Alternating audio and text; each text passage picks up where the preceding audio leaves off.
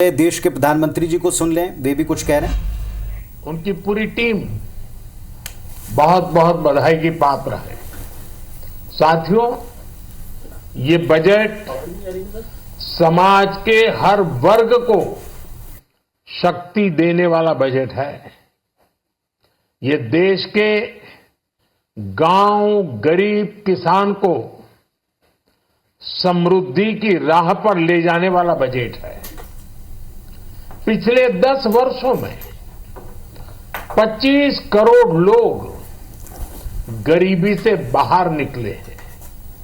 ये जो new middle class बना है, यह बजट जो नया और उनके सशक्तिकरण की निरंतरता का बजट है।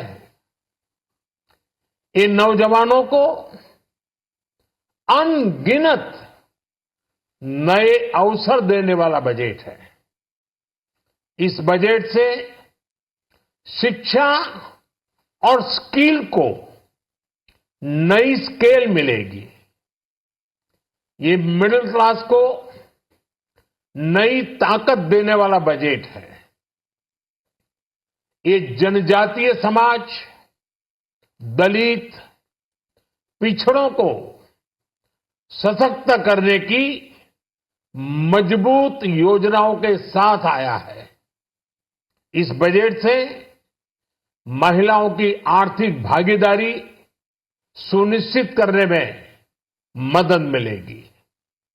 इस बजट से छोटे व्यापारियों, एमएसएमईज को यानी कि लघु उद्योगों का उसकी प्रगति का नया रास्ता मिलेगा।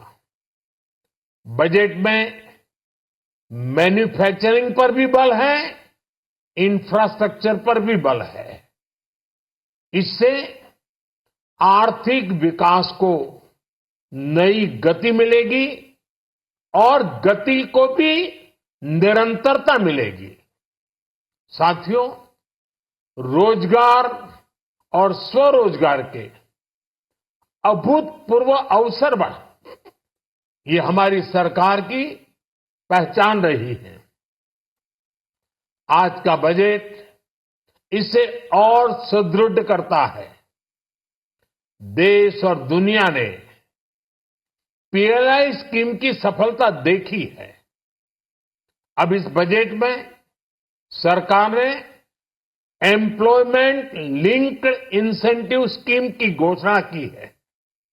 इससे देश में करोड़ों करोड़ों नए रोजगार बनेंगे।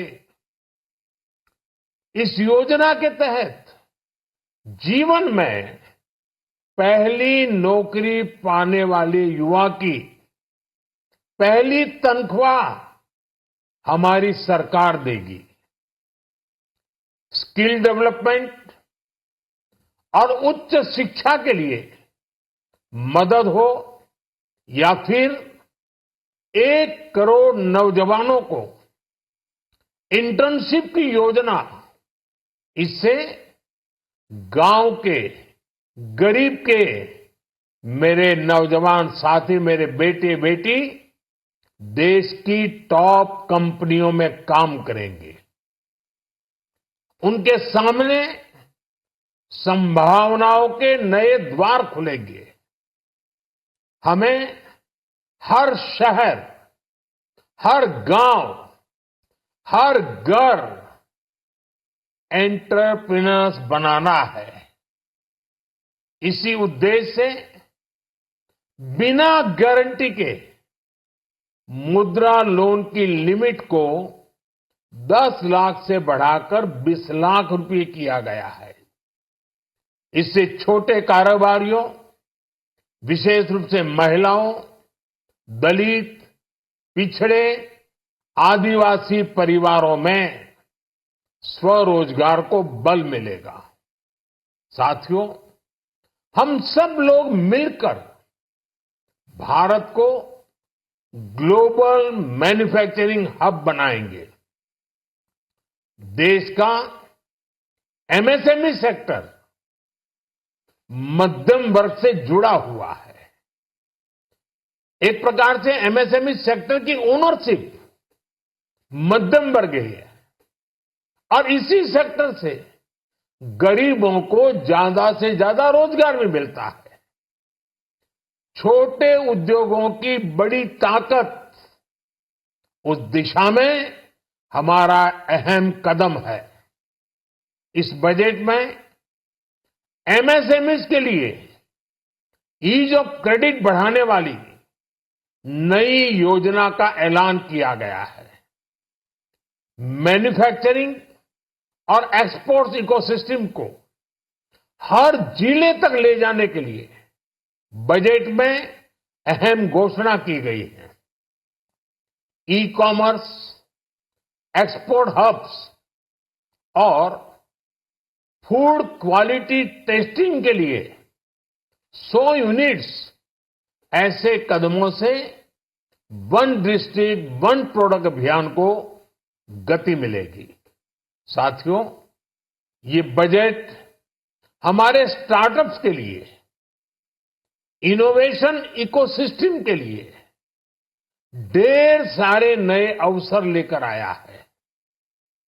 स्पेस इकोनॉमी को बढ़ावा देने के लिए 1,000 करोड़ रुपए का फंड हो, एंजल टैक्स हटाने का फैसला हो, ऐसे कई सारे कदम इस बजट में उठाए गए हैं।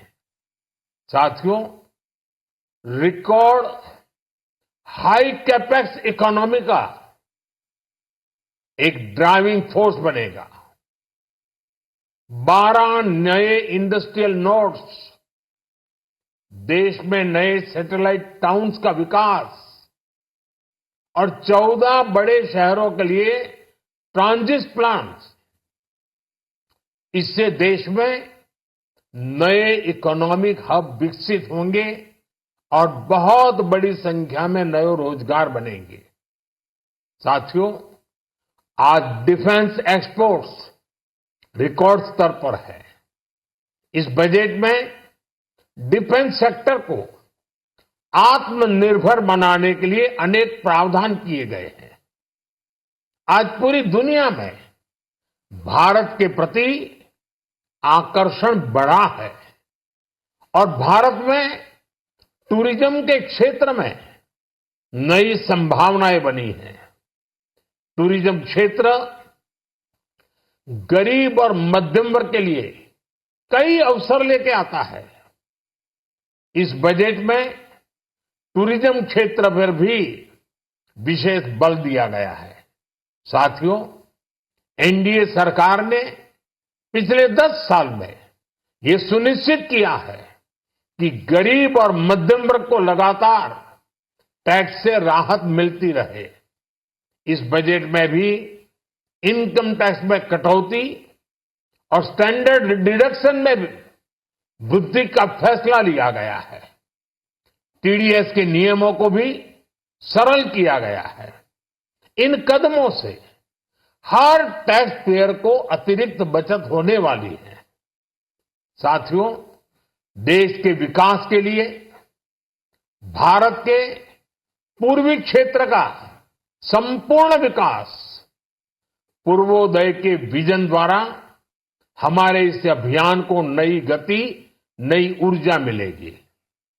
हम पूर्वी भारत में कई महत्वपूर्ण इंफ्रास्ट्रक्चर जैसे हाईवेज, वाटर प्रोजेक्ट्स और पावर प्रोजेक्ट्स का निर्माण कर विकास को नई गति देंगे। साथियों, इस बजट का एक बहुत बड़ा फोकस देश के किसान है। अन्न भंडारण के लिए दुनिया की सबसे बड़ी स्कीम के बाद अब हम वेजिटेबल प्रोडक्शन क्लस्टर्स बनाने जा रहे हैं। इससे एक और छोटे किसानों को फल, सब्जियों, अन्य उपज के लिए नए बाजार मिलेंगे, बेहतर दाम मिलेंगे। तो दूसरी ओर हमारे मध्यम वर्ग के लिए फल, सब्जियों की उपलब्धता बढ़ेगी और परिवार के लिए पोषण भी सुनिश्चित होगा। कृषि क्षेत्र में भारत का आत्मनिर्भर बनना समय की मांग है। इसलिए दलहन, तिलहन की पैदावार बढ़ाने के लिए किसानों को मदद की घोषणा की गई है। साथियों, देश में गरीबी समाप्त हो, गरीब का सशक्तिकरण हो, इस दिशा में भी आज के बजट में प्रमुख घोषणाएं की गई है। गरीबों के लिए 3 करोड़ नए घर बनाना तय हुआ है। जनजातीय उन्नत ग्राम अभियान सैचुरेशन अप्रोच के साथ 5 करोड़ आदिवासी परिवारों को मूलभूत सुविधाओं से जोड़ा जाएगा।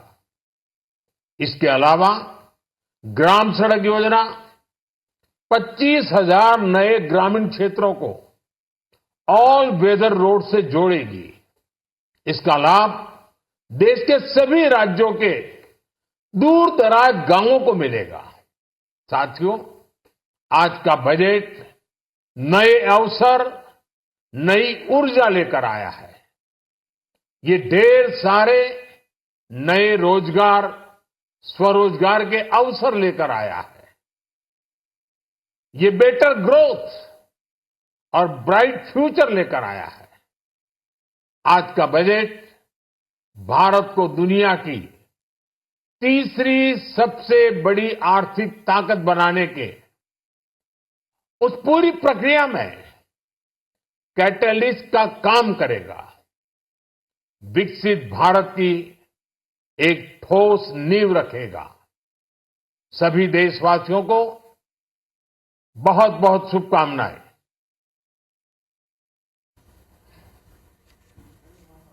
प्रधानमंत्री इस बजट के ऊपर अपनी प्रतिक्रिया दे रहे थे। उन्होंने कहा कि इससे छोटे किसानों की आय बढ़ेगी। 3 करोड़ नए घर देश में बनने वाले हैं, जिनका लाभ सीधे तौर पर जिनके अब तक मकान नहीं उन लोगों को मिलेगा। आदिवासियों को मूलभूत सुविधाओं से जोड़ने का सरकार का संकल्प ये बजट पूरा करेगा।